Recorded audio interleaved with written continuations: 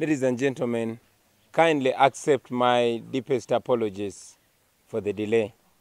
I don't want to go into the details, but I had to have a lengthy phone interview, and I'm having a lot of interviews that I hadn't scheduled. You see, I'm not yet used to being president-elect, so kindly take my apologies. Over. It is just beginning. Fellow Ugandans here in Uganda and abroad, I bring greetings to you.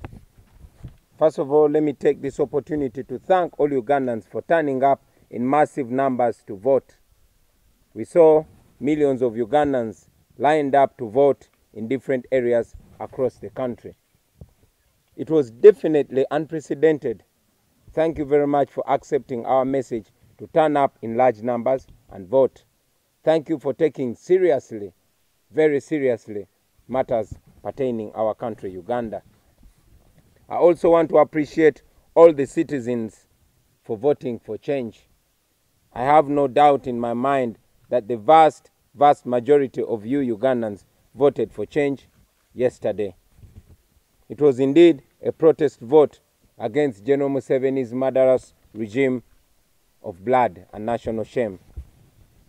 Now, General Museveni, aided by Mr. Byabakama, the chairperson of the Electoral Commission, other state institutions, and shamelessly, some media houses are trying yet again to usurp the will of the people of Uganda. The people of Uganda voted massively for change of leadership from a dictatorship to a democratic government. But Mr. Museveni is deliberately trying to paint a picture that he is in the lead. What a joke. Last night, even before counting was completed in some districts, NBS television started broadcasting results showing that General Museveni was leading by 63%. Following a clear script, they hosted biased individuals and lend credence to the outright broad daylight robbery of the people's victory. I want to remind all the media houses and other corporate companies and citizens that the citizens are watching, and all of you who are participating in this conspiracy to defeat the will and victory of the people of Uganda will certainly face the consequences of your actions. Now, let me first of all remind all Ugandans about the illegal, high-handed actions which Museveni and his regime of blood have undertaken to set stage for the worst rigging this country has ever experienced. Requires us to give an agent of each candidate a copy of that form. It's not an option for the commission, it is a command of the law. And therefore, each candidate by now should have the declaration of results form from all the 34,684 polling stations, if they bothered to assign agents at those polling stations. Now, therefore, since Honorable Kyagulanyi is in possession of the 34,684 declaration of results forms, let him show the country in what manner, in what form the results are rigged. As I said yesterday, the commission here are the last people to know the outcome, because we can only get to know the outcome from each polling station as and when our returning officers from the respective districts transmit the results. Whereas the candidates are already in possession of the results on account of these DR forms. They already know. For us, we know we can only announce what has been submitted to us. So really, I do not see, well, I do not therefore appreciate the assertion that these results that we are reading out are rigged.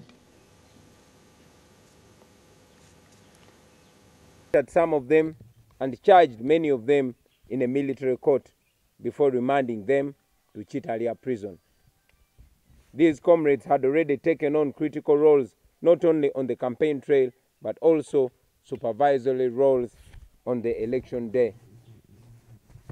As the election drew closer, the regime stripped itself further naked. Their intentions were laid bare for everyone to see. First, they switched off social media to prevent Ugandans from communicating as well as following what was going on in the election. Many Ugandans managed to bypass this blockade and started using VPNs to access social media.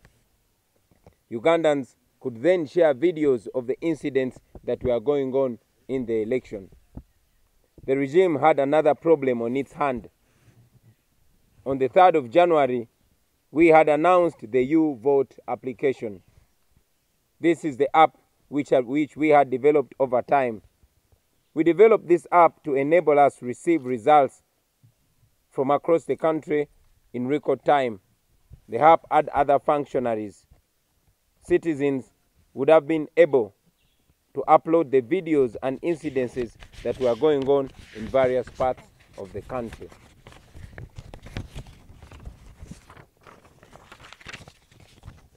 Knowing that this would expose them to the world, the regime, in an unprecedented manner, moved to switch off the internet completely. And they indeed switched off the internet completely. If they had nothing to hide, why keep the citizens in the dark? Why keep the world in the dark? They denied accreditation to election observers, including the European Union and the United States. Museveni knew what he was planning to do. He could not stand an election being observed by independent poll observers. Local media houses were ordered not to report incidences of vote rigging and violence by the military against the citizens. Yesterday on election day, as the nation went to the polls and the regime engaged in incredible acts of violence and rigging, without credible election observers, coupled with intimidation or compromised local media, as well as the internet switched off, Museveni had a field day. As we have been saying, a week to the election, the military and the police conducted operations in different districts of the country where our sub-region and district leaders were arrested and kept in prison without charge. Many of them in the districts of Lira, Moroto, Bunyangabo, Bundibujo, and very many others were arrested only to be released yesterday evening after election without any charge. Yesterday in Western Uganda and Northern Uganda, many of our polling agents were arrested and many chased away from polling stations. This happened in various counties and sub-counties of all districts in Western Uganda, as well as areas of Northern Uganda. In Kamwenje, Minister Frank Tumwebaze ordered for the arrest of all our polling agents within the district. In Butaleja, in the eastern region, Minister Irene Muloni ordered the guards to beat up all our polling agents and detain them. Let me make this unequivocally clear. Almost in the entire region of Western Uganda and Northern Uganda, there was actually no voting. We received thousands of calls and messages telling us how the election was a complete sham in those areas. In Bunyangabo, in Chitagwenda, in Kabale, in Rubanda, in Barara, in Chiruhura, in Kazo, and Isinjiro, and many other districts, there was no secret ballot in most polling stations. The military gave people pre-ticked ballots. They gave them pre-ticked ballot papers. In other cases, some people were ordered to vote from the desk in the presence of everyone. In Kwania, in Bulambuli, in Karenga, and many other places, some ballot boxes were opened and ballot papers were put in there.